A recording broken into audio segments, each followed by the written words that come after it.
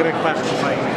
Bé, tindrà problemes, perquè els caçadors voldran pujar. I diu que ja els dirà la ciutadania de pujar, que els hi tiri la bona i no els hi agrada.